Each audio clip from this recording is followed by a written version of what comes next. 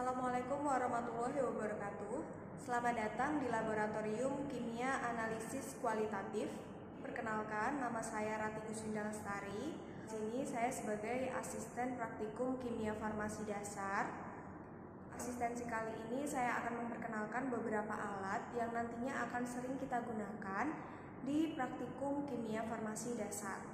Jadi untuk yang pertama, ini namanya adalah tabung reaksi. Jadi tabung reaksi ini digunakan untuk mereaksikan dalam jumlah kecil. Misalnya hanya beberapa mili saja. Jadi tabung reaksi juga ukurannya bermacam-macam. Ada yang segini, kemudian ada yang untuk kapasitas 10 mili dan 15 mili. Kemudian tabung reaksi ini diletakkan di rak tabung reaksi seperti ini.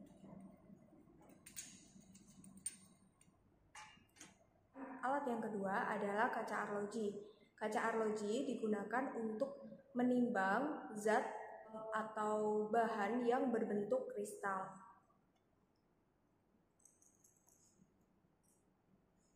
Alat yang ketiga adalah objek glass. Jadi objek glass ini digunakan untuk pengamatan di bawah mikroskop. Jadi untuk bahan atau senyawa yang butuh pengamatan di bawah mikroskop ini diletakkan di atas objek glass, kemudian ditutup dengan deglass seperti ini dan diamati di bawah mikroskop. Yang selanjutnya ada corong kaca. Corong kaca ini membantu kita untuk memasukkan zat cair ke dalam tempat yang lebih sempit, misalnya labu ukur, gelas ukur, erlenmeyer, ataupun burek. Selanjutnya ada botol timbang. Botol timbang ini digunakan untuk menimbang bahan dalam bentuk cair. Alat selanjutnya adalah labu ukur. Jadi labu ukur ini digunakan untuk melakukan pengenceran, kemudian membuat larutan standar dan larutan stok.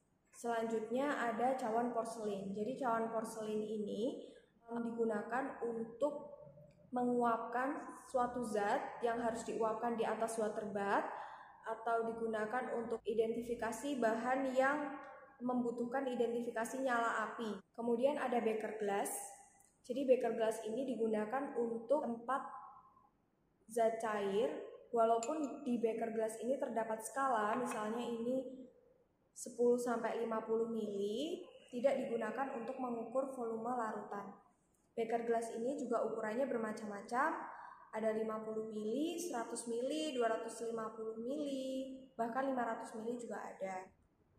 Yang selanjutnya ada gelas ukur. Gelas ukur ini digunakan untuk mengukur larutan dalam volume tertentu, yang mana ini adalah gelas ukur 10 mili, ini gelas ukur 50 mili, ada juga gelas ukur ukuran 25 mili, 100 mili, 500 mili, dan 1 liter. Tapi gelas ukur ini tidak digunakan untuk mengukur larutan atau mengambil larutan secara tepat atau kuantitatif. Jadi kalau kuantitatif, kita menggunakannya adalah pipet ukur dan pipet volume. Nah, yang ini adalah pipet volume. Jadi pipet volume ini ada bagian yang membesar di bagian tengahnya, hanya karena ini kapasitasnya 10 mili, jadi hanya bisa mengambil volume tepat 10 mili. Volume larutan tepat 10 mili karena di sini ada batasnya. Dan kemudian bedanya dengan pipet ukur tidak ada bagian yang menggelembung dan ini terdapat skalanya. Jadi karena ini kapasitas 10 mili, ada skala 1 sampai 10 mili seperti itu. Untuk mengambil larutan dengan menggunakan pipet ukur dan pipet volume, kita membutuhkan yang namanya pushball.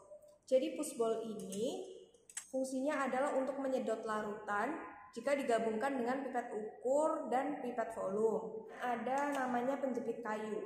Jadi penjepit kayu ini digunakan untuk menjepit tabung reaksi ataupun cawan porselin yang sedang dipanaskan. Jadi dalam keadaan panas seperti itu kan tabung reaksi biasanya untuk mereaksikan zat-zat.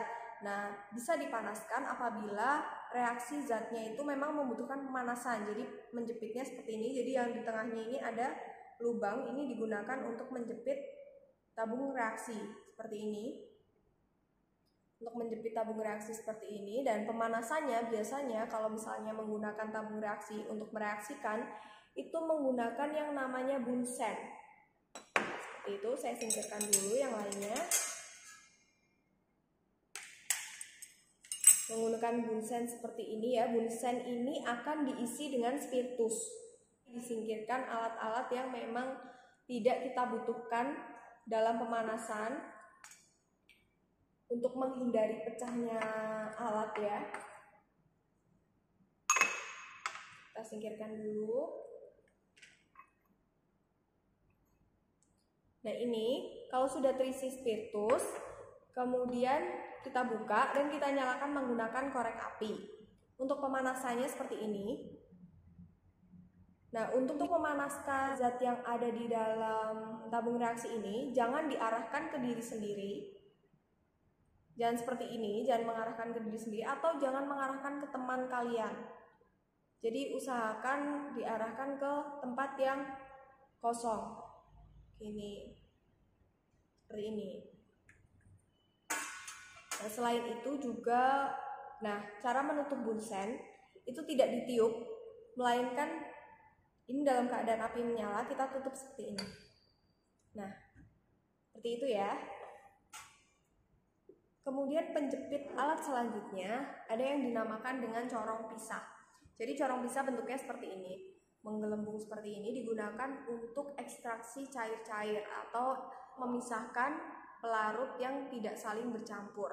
Jadi alat selanjutnya adalah Erlenmeyer. Erlenmeyer ini ada beberapa ukuran volume, yang ini adalah 250 mili, ada juga 100 mili, kemudian 500 mili. Walaupun pada Erlenmeyer terdapat skala, namun Erlenmeyer ini bukanlah alat untuk mengukur larutan. Erlenmeyer biasa digunakan untuk larutan yang memang harus dipanaskan atau untuk titrasi. Alat yang selanjutnya ada batang pengaduk seperti ini. Jadi batang pengaduk terbuat dari kaca, fungsinya adalah untuk mengaduk larutan.